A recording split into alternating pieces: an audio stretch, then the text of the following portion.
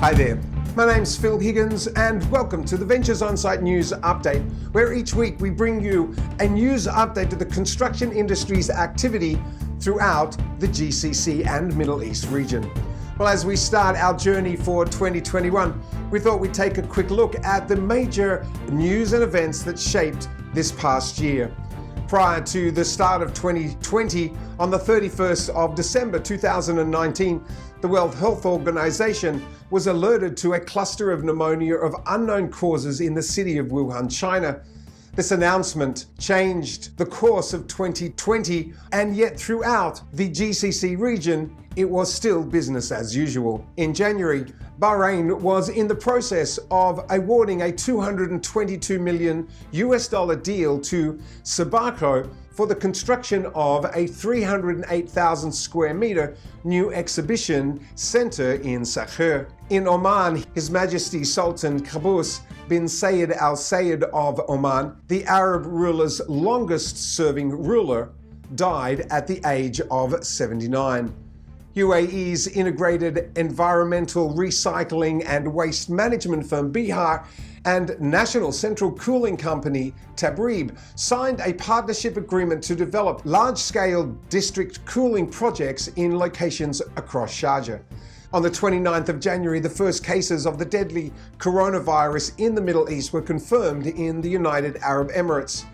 The infected patients were four members of a family that had traveled from Wuhan, China, the epicenter of the new virus. The Sharjah National Oil Corporation, SNOC, had announced the discovery of an inland gas field in the Emirate of Sharjah. The new natural gas and condensate field called Mahani, having a flow rate of up to 50 million standard cubic feet per day. It was the first land discovery of gas in the Emirate in the last 37 years.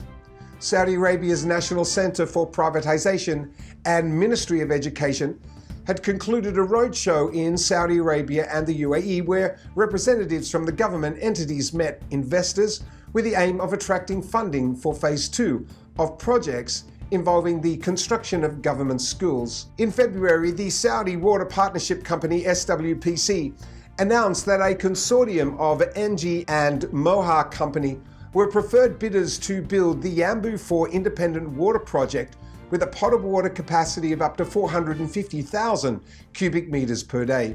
Saudi Aramco announced regulatory approvals for the development of the Jufar unconventional gas field in the eastern province of Saudi Arabia, the largest unconventional non-associated gas field in the kingdom, estimated at 5.6 trillion cubic meters of rich raw gas. Also in Saudi Arabia, NEOM's developer signed a deal with the UK-based Sohar Water plc to build its first ever solar dome desalination plant. Tucker and AD Power are in talks to create a new 200 billion dirham utility giant in Abu Dhabi. The merger of the two entities created one of the largest utility companies in the MENA region. Abu Dhabi's ADNOC and Dubai DUSAP agreed to jointly develop a gas reservoir called Jebel Ali Project.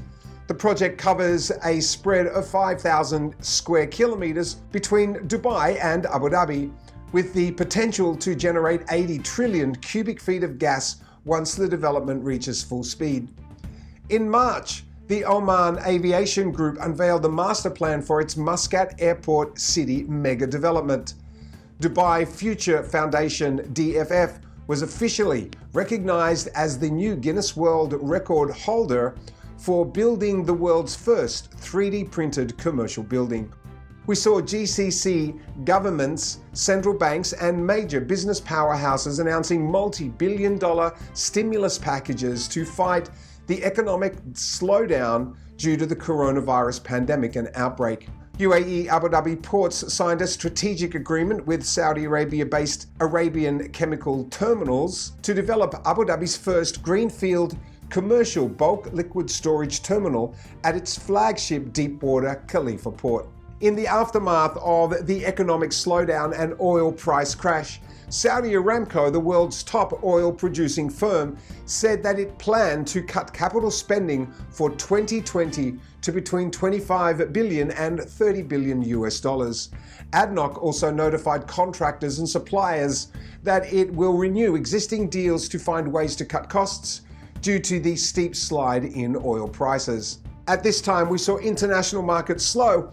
However, the construction sites throughout the GCC remained in operation, yet at a reduced pace. Expo 2020 Dubai Committee confirmed talks were exploring postponing the Expo event until 2021.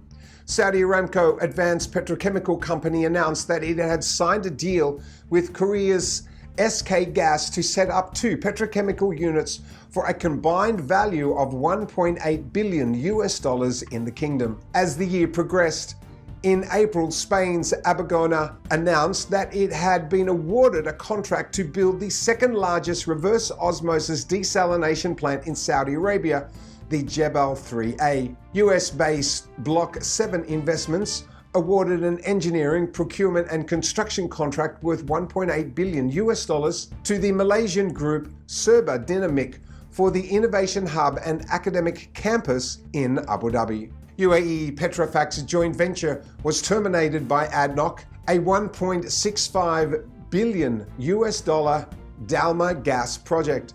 Petrofax Emirates' portion of the scope of works under the 2 EPC contracts awarded by ADNOC in February 2020 was worth 1.5 billion US dollars. US headquartered AeroFarms, a vertical farming company, announced plans to build the world's largest indoor vertical farm in Abu Dhabi.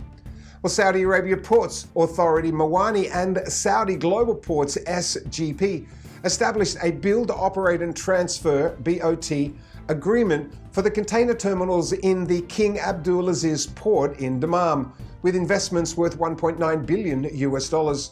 At the time the contract was announced, it was the largest 30-year BOT deal in the kingdom. ADQ, one of the region's largest holding companies, announced it had assumed full ownership of the National Petroleum Construction Company NPCC, one of the UAE's leading energy sector companies, after acquiring the 30% shares previously held by Consolidated Contractors International Company, CCC. Also that month, ADNOC and AD Power issued a joint tender for the first of its kind project in the Middle East and North Africa MENA region to develop and operate the region's first high-voltage, direct current HVDC subsea transmission system designed to connect ADNOC's offshore production facilities to AD Power's onshore electricity grid. Saudi Arabia's Minister of Industry and Mineral Resources allocated 54 mining reserve sites in the kingdom, covering an area spanning 4,000 square kilometers.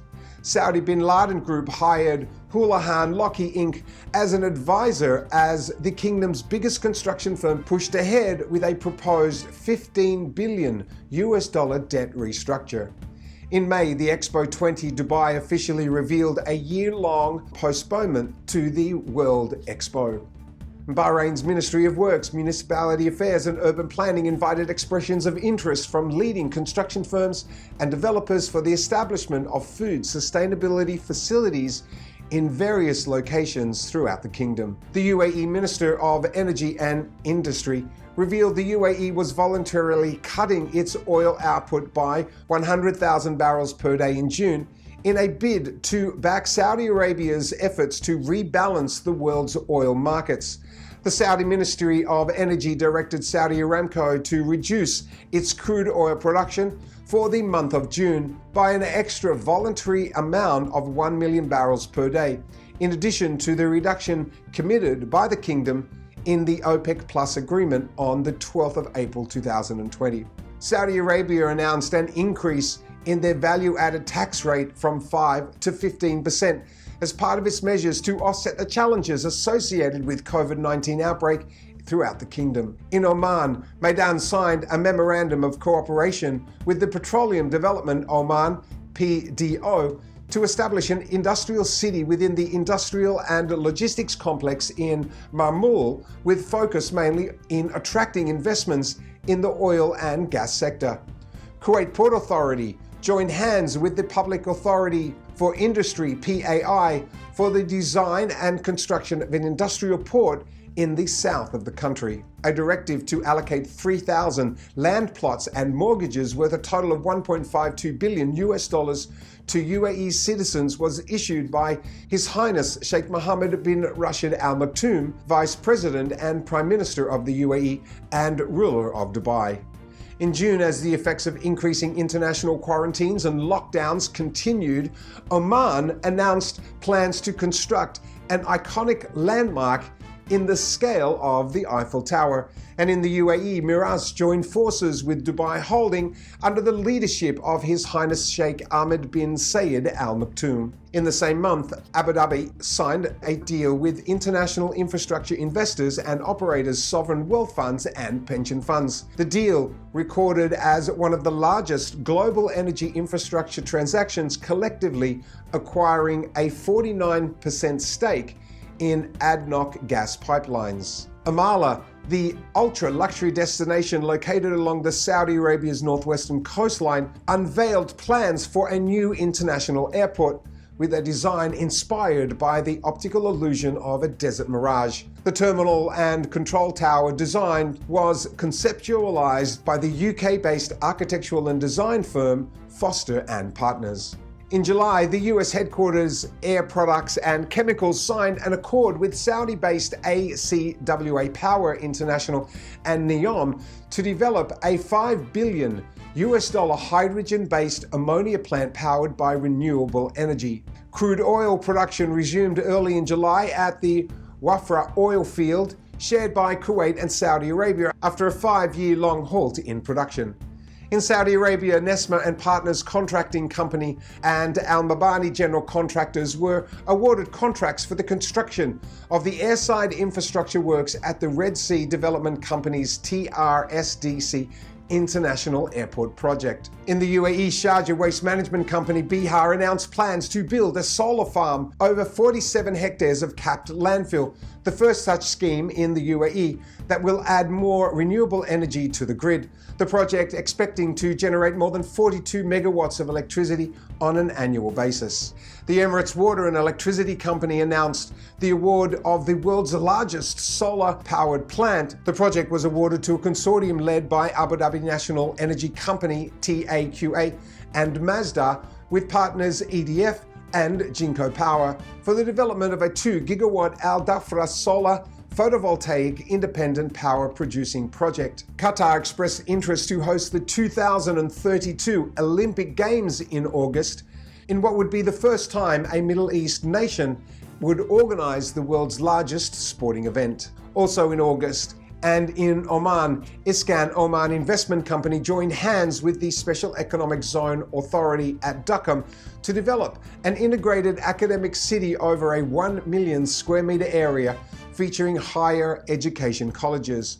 Also in Oman, Maidan and its investment arm, Shamruk Investments and Services, signed an agreement with the Advanced Universal Tech to establish the Oman Nanocity in Sur Industrial City. Saudi Arabia's Sovereign Public Investment Fund, PIF, launched a real estate company called Roshan to specialize in developing integrated urban neighborhoods containing residential communities with modern standards across the kingdom. In the UAE, General Holdings Corporation, Senat, and other minority shareholders of the National Petroleum Construction Company, NPCC, announced that an offer had been submitted to the board of the National Marine Dredging Company to combine NPC with NMDC. The proposed transaction would create a national and regional integrated EPC powerhouse with integrated 2019 revenues of $2.41 billion. In September, ADNOC announced that it had entered into a long-term strategic investment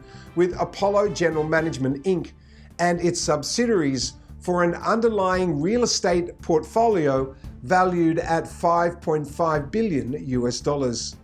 Muscat-registered Sohar Asphalt LLC awarded a contract to China Chemical Halula Engineering Company for the execution of the bitumen plant in Sohar Industrial Port, valued at $408 million. Saudi Aramco announced discovery of 2 oil and gas fields, the Hadabat Al Hajara gas field located east of Sakaka in the Al Juf region, and the nearby Abraj Al Talul oil and gas field in the northern part of the kingdom. In the same week, the UAE world's largest indoor farm is announced in Abu Dhabi. The mega project Green Factory Emirates, a partnership between Grow Group IFS and Rainmakers Capital Investment LLC in Abu Dhabi, to see the production of 10,000 tons of fresh produce every year. In Bahrain, Tatweer Petroleum signed a joint study agreement with the Italian company Eni to conduct a joint study on offshore Block 2 located in the territorial waters of the kingdom with an area of 2,230 square kilometers. Sweden-based oil and gas firm Mahar Energy AB announced that it had been awarded a new exploration block, the Block 70, by the Ministry of Energy and Mineral Resources in the Sultanate of Oman. Some shocking news from the UAE's construction sector happened in late September, as it was reported that the Dubai financial market listed contracting giant Arab Tech Holdings will go into liquidation. The company met at an annual general meeting on Wednesday, the 30th of September 2020, following which the announcement was made. October saw the Dubai Media Office issue a new building code designed to streamline building rules in efforts to help cut construction costs. Saudi Aramco and Saudi Basic Industries decided to reevaluate their $20 billion crude to chemicals project, looking at integrating assisting facilities instead. With the world now feeling the effects of the COVID-19 pandemic, the IMF released updated projections in which the UAE economy will have a 1.3% real GDP growth in 2021, following a 6.6% contraction in 2020. Saudi Arabia was projected to contract 5.4% in 2020 and move to a growth of 3.1% in 2021. Real estate developer Aldar Properties signed a new memorandum of understanding with ADQ, the Abu Dhabi-based holding company, which saw Aldar take over the management and development of government capital projects. In November, the UAE cabinet approved the 21 federal budget with an estimated spending of 58.133 billion dirhams. ADNOC and ADQ established the joint venture called Taziz, which will drive the development of industrial projects within the planned Ruwais Derivatives Park. Virgin Hyperloop announced for the first time that it had conducted a test of its ultra-fast transportation system with human passengers. The world's longest-serving Prime Minister, Prince Khalifa bin Salman Al Khalifa of Bahrain, sadly passed away at the age of 84. The Duqm Refinery and Petrochemical Industries Company announced the suspension of the front-end engineering design feed work for the proposed Duqm petrochemical project due to the impact of the COVID-19 pandemic, depressed demands, and highly volatile commodity prices. Saudi Aramco announced a new contracting strategy for the company's oil and gas brownfield and plant upgrades projects. The strategy focused on establishing new businesses and developing partnerships based on sustainability and new technologies via Aramco's giant projects by awarding long-term contracts to reputable and experienced contractors to improve cost efficiencies and quality and safety of their projects. Also in Saudi Arabia, the Red Sea Development Company awarded its highest value contract to date to a consortium led by ACWA Power to design, build, operate and transfer the Red Sea project's utilities infrastructure. Kuwait Oil Company announced the bid results for the North Kuwait Excavation, Transportation and Redemption project.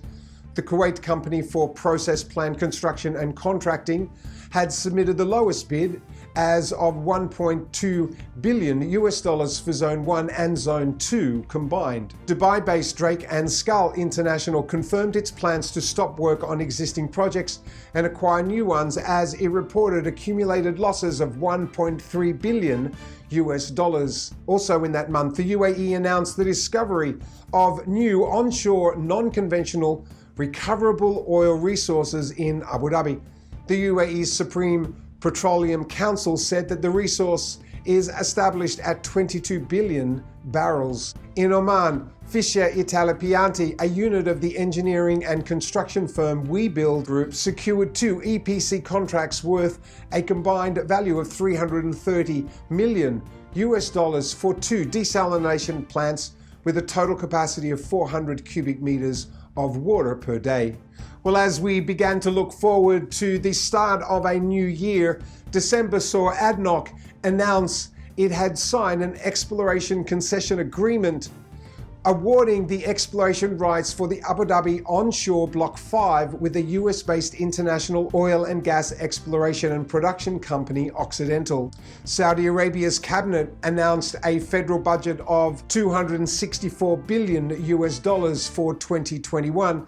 And Saudi Ports Authority Mawani signed a 30-year-long build, operate and transfer contract to develop the northern part of the Jeddah Islamic port, making it the largest container terminal in the kingdom with investments worth $1.75 billion. In the UAE, ADNOC awarded the exploration rights for the Abu Dhabi's offshore Block 3 to a consortium led by Eni Abu Dhabi, a wholly owned subsidiary of Italy's multinational energy company Eni, and PTTEP MENA, a wholly owned subsidiary of Thailand's PTT Exploration and Production Public Company Limited. The United Arab Emirates launched COVID-19 vaccinations in the capital of Abu Dhabi, just days after the approval by the Chinese drug giant Sinopharm. In Oman, Belgium's Demi Group and Oman's OQ Alternative Energy announced the start of a joint venture project to develop a world-leading green hydrogen plant, Hydroport Duqm Green Hydrogen Project in the Special Economic Zone of Duqm. And finally, on the eve of the new year, the Japanese trading house Itochu and engineering company Hitachi Zosen won the contract to build and operate one of the world's largest waste-to-energy plants in Dubai, being established at an investment of $1.16 billion. Well, these were just some of the major events of 2020. A difficult year for all, yet a year that saw $71 billion in new project awards throughout the GCC region. In the weeks to come, we'll report on the progress to these and many more projects here at Ventures Onsite. Please don't forget to subscribe if you're new to our channel so we can keep you up to date with the most current construction news throughout the Middle East region. Well, from all of us here at Ventures Onsite, we wish you a happy and prosperous new year and look forward to keeping you informed so you stay competitive throughout 2021. My name's Phil Higgins, and this is Ventures Onsite Live.